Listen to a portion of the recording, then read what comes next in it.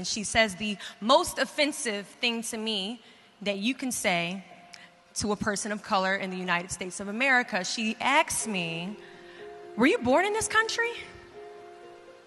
And I was immediately offended. I put my hands on my hips and I said, "Yeah, I was born in this country." She then goes on to ask me, "How old are you?" I said, 19 years old. She says, "Are you married?" I said, "No, ma'am." She says, "Do you have any kids?" I said, "No, ma'am." "May I help you find something?"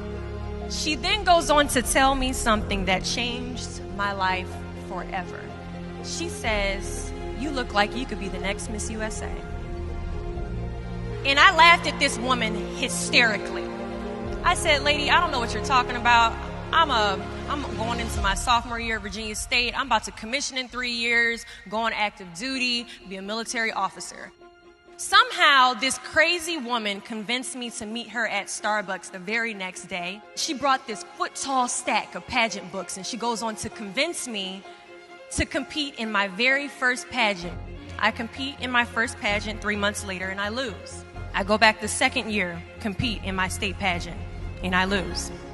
I go back the third year, compete in my state pageant, and I lose. Go back the fourth year, compete in my state pageant, and lose. Go back the fifth year, compete in my state pageant, and lose. But guess what happens the sixth year?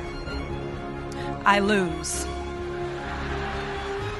I called her on the phone 6 years after our Target conversation, and I said, "You told me I could be the next Miss USA." And she says, "Deshauna, keep trying, keep trying, keep trying." In June of 2015, this amazing, kind of cuckoo woman passes away from leukemia.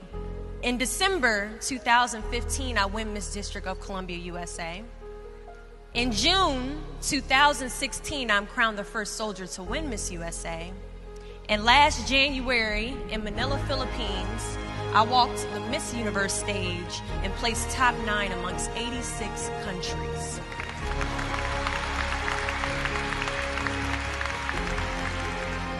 Do not fear failure, but please be terrified of regret.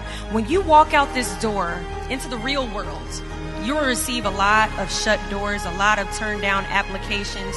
You will hear way more no's than you hear yeses. Giving up is something I did a lot of growing up, and I don't think I really challenged myself to stick anything through until I joined the track team in middle school. I remember having to ask my mom after tryouts and making it to the team for my very first pair of track shoes. Now, at the time, she walks into our house and she has a bag that has a nice Nike check sign on it. So I get excited because I wasn't getting new shoes very often. I go to take the shoe box out the bag and I notice that it says a size 9 on it. Mind you, in the 7th grade, I was a size 5. I open the box and I slide my feet into the shoe and I look at my mother and I said, "These shoes are too big." She says, "I know I did that on purpose." I was like, "Why would you buy shoes that are too big on purpose, Mom?" And she says, "Because I know that you're going to grow into them."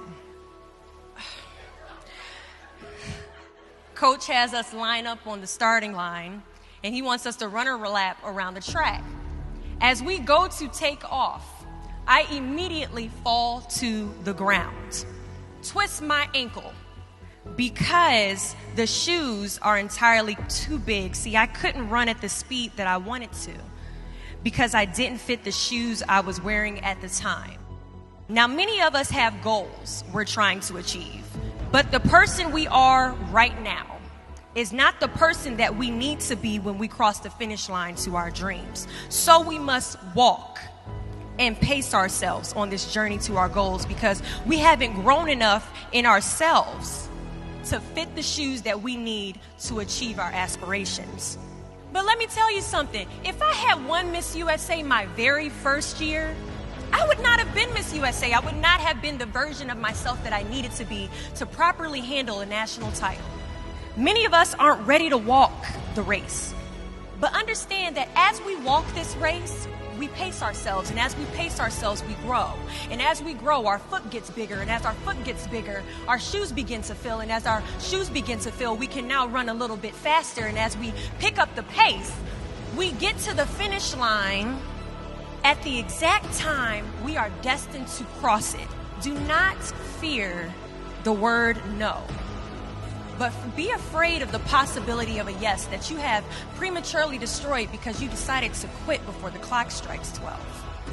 There are a lot of questions that is going to keep you up at night, but I guarantee there isn't one question that will keep you up longer at night than the question, what if I didn't give up?